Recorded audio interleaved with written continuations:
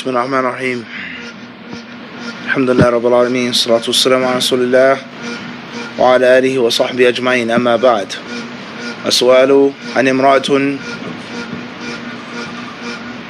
ابتلي زوجي بشرب الخمر وهو لا يصلي إلا في البيت ولي منه بنت وولد فهل يجوز لي أن أعيش معه وهل تجوز مضاجعته لي مع الرغم أنني أنصحه فهل علي إثم ويعتذر بقوله هذا العمل علي إثمه أفيدوني حفظكم Allah. Question says, I'm a woman who's married to a man who has been tested with alcoholism. He's been afflicted with being addicted to alcohol, and he only makes prayer in the home. He only prays in the house. He doesn't pray in the masjid. We have 2 children together, a boy and a girl. So is it lawful for me to stay with him? Am I allowed to share the bed with him? Can we sleep together as husband and wife? I advise him, and he always says, don't worry about my sins. This is my sin. I have to deal with it. You don't have to worry about it. Please give us some guidance. Give us some benefit. May Allah preserve you.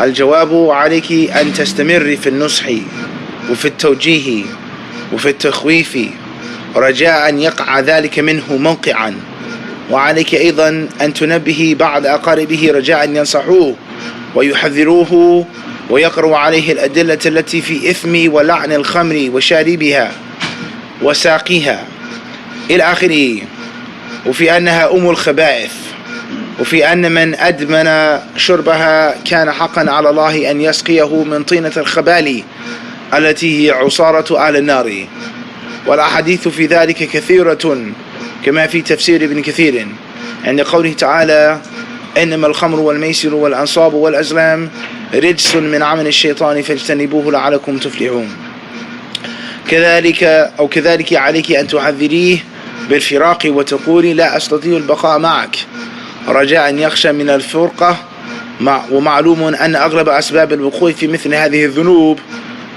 ميل النفس وشهوات النفس الضعيفة ومنها جلساء السوء الذين يدعون إلى مثل هذه الذنوب وهذه الأعمال السيئة فيمكن أنه تأثر بجلساء أشرار وقع منهم هذا الأمر فاستمر معهم ثم بعد ذلك أصبحت نفسه تهرع إليه وأصبح يلتذ به ولا يستطيع تركه. Answer says,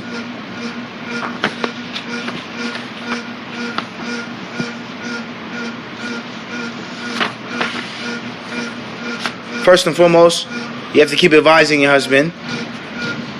You got to keep speaking to him. You have to attempt to make him afraid and scared of Allah and of the punishment. You have to keep speaking with him verbally. Don't stop and don't quit.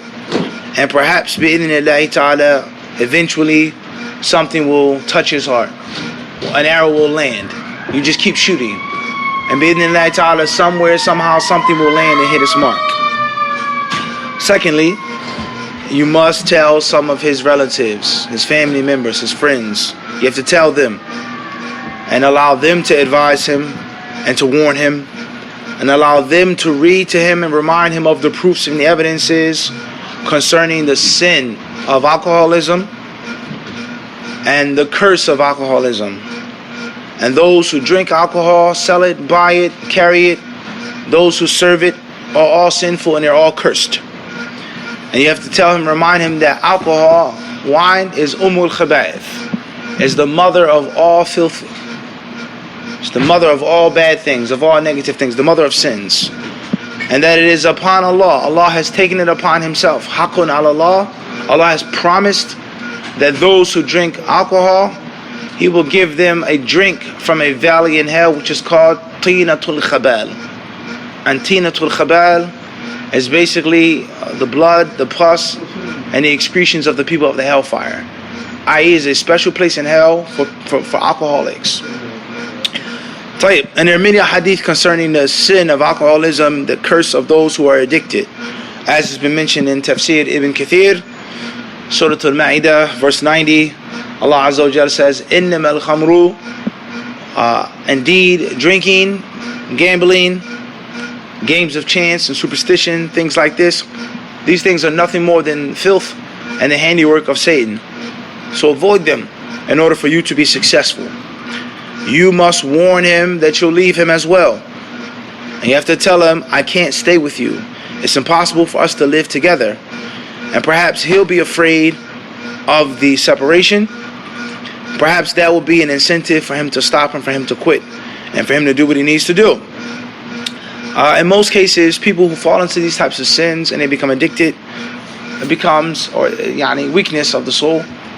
It's not like they're not Muslim or they don't believe that it's haram, they don't know it's haram, but they just become weak. And they have bad friends, they have bad company, and the next thing you know, they get snared, they get addicted, and it's too hard to stop.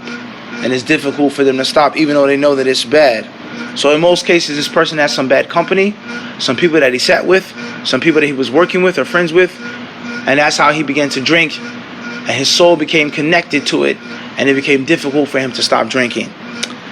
This is the end of this fatwa, which is given by Sheikh Abdullah Ibn Jibrin, rahimahullah ta'ala, and there are many things for us to pay attention to and for us to focus on. And from that, it goes to show that alcoholism isn't just an American problem. It's not just a Western problem. People being addicted to substances, whether it's alcohol, other than alcohol, it isn't specific to a race. It isn't specific to an age or a gender. It's worldwide. This questions come from overseas. And I myself, when I lived overseas, I met several people that drank alcohol. You'd be shocked. In the lands of the Muslims. Muslims who love Allah, who love the Messenger. They know it's wrong, but they just can't stop. And for one reason or another, next thing you know, they're trapped inside of that bottle. So it's a widespread problem. And no religion or no faith has given the solution like Islam's solution. Islam prevents it. A birthday celebration, a wedding, a funeral, a dinner, you can't have no wine. A little small cup, red wine, white wine, period. Avoid it. And Islam has given a special warning against alcoholism and a special punishment for it in this world and in thereafter. A person being flogged, and there are some narrations that if a person is flogged 3 times, فَفِي الرَّابِعَةِ فَاقْتُلُوهُ, then kill him on the 4th time. Some hadith state, إِنْ شَرِبَ الْخَمْرَ فَاجْلِدُوهُ. Alright, if a person drinks, he's to be whipped. If he drinks again, he's to be whipped. If he drinks a 3rd time, he's caught, he's presented to the Islamic authority, he's to be whipped. And after that, he's to be put to death. Some scholars, they say this hadith is sound, and it is the rule. وَبَعْضُهُمْ يَقُولُ أَنَّهُ مَنْسُوخ. وأن آخر أمر النبي عليه الصلاة والسلام ترك الشارب حالة الجلد فقط فحسب, that he's supposed to be whipped. The moral of the story is it shows you the danger of it. And they say that the reason why a person is to face capital punishment after the 3rd time is that it's no good in him. He can't stop. If a person keeps drinking to the point in which it's open, it's public, it's known, he's flogged, he's beaten, he can't stop. So therefore, him facing capital punishment is a benefit for himself, unfortunately, putting him out of his misery, and it's a benefit for the people around him. He's going to keep drinking. He can't stop if he wanted to. And that is the evil of alcohol, the harm of alcohol, and how it literally destroys a family. A man drinks, he beats his wife, of course, that's a given. He beats his children, hollers at his children. A man drinks, he sleeps around outside the house. He's impotent inside of the house. And the list goes on. He doesn't manage his money. He doesn't pay. And the list goes on and on and on and on. He crashes into someone. He has major problems through alcoholism, right? So that's a big, big problem. And Islam has provided the greatest solution. And that is preventative measures. And it provides a harsh punishment for anyone who drinks alcohol. All right? So that's food for thought.